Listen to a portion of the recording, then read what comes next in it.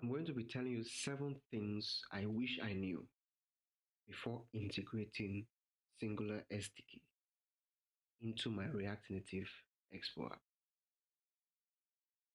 Singular is not just an analytics SDK. The biggest mistake front-end engineers make is trying to use Singular to track every single button click in their app. Firebase Analytics sends events like this. A user pressed the transfer button. A user pressed the login button. But Singular, on the other hand, is a mobile measurement partner. It tells you this user came from a particular ad network, has completed KYC, and generated $420 gross revenue. When you treat Singular like Firebase, you clutter your dashboard, pollute ad optimization loops, and inflate SDK network payloads. Singular is used to track business conversion milestones, not user tabs. Both tools are wonderful, but should be used for the case they are used for. So, Expo Go will never work. This mistake wastes developers hours. People install SDK in their React Native app that is running in Expo Go and expect it to work. It won't work. Why? Expo Go cannot load third-party native models. Singular SDK relies on native iOS and Android SDKs under the hood. So you have to build your app before Singular SDK can work. This then leads us to the third point.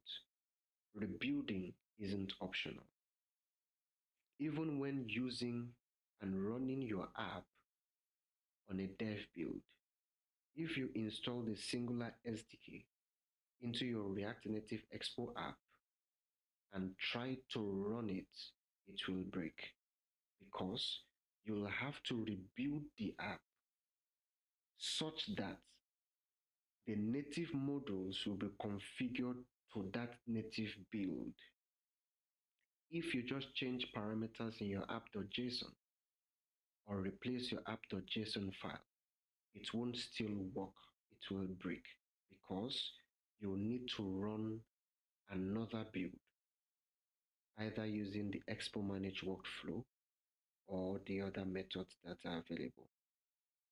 Next. You won't need to write native code. As I mentioned in the first video, the docs say you should be familiar with customizing native code as the SDK requires native models for the Singular SDK to work.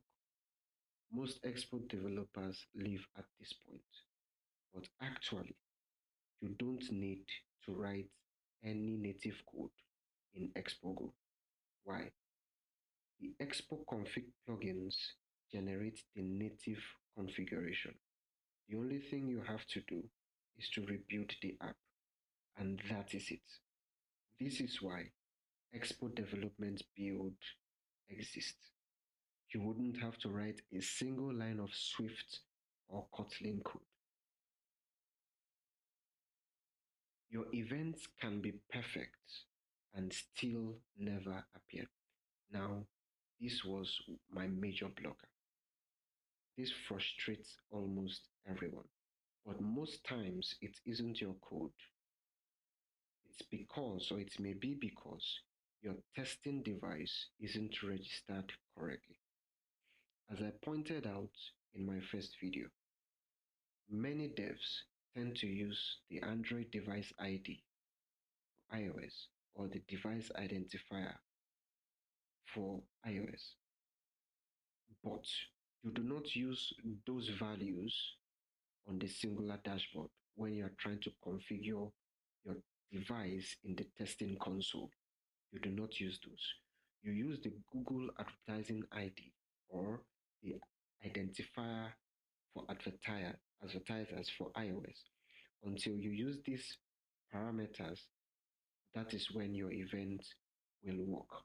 But if you use any other parameters that aren't this or that aren't correct, your events will not work.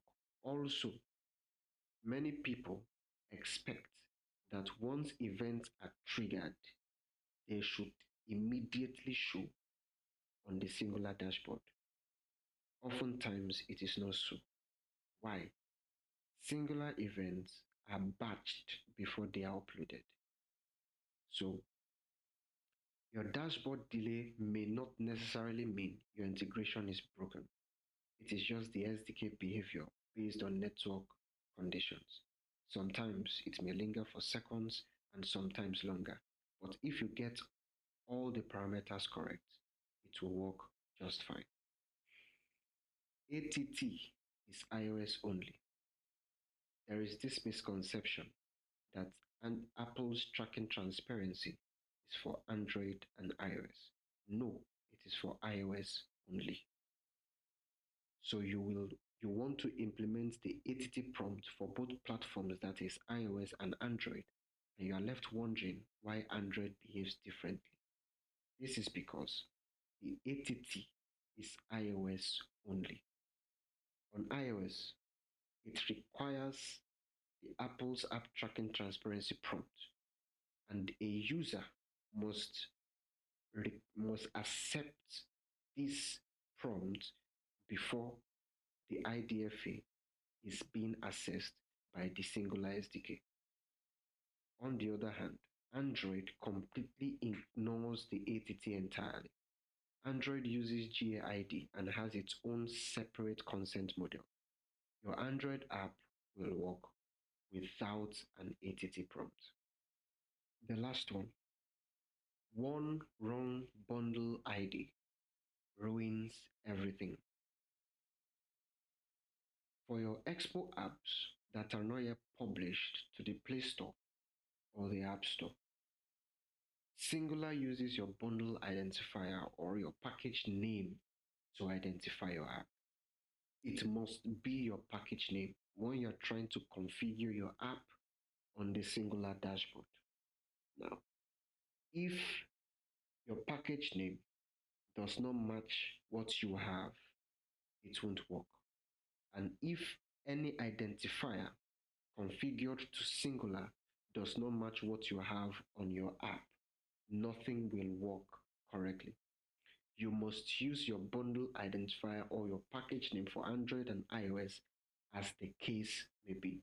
And points to note, always cross-reference your app.json values against your Singular app configuration before testing.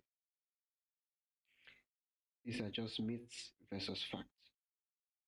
Singular does not replace Firebase Analytics. They serve completely different targets. You can as well use both together. Expo Go does not support Singular. You need development builds or ES builds for Singular SDK to work in your React Native Expo app.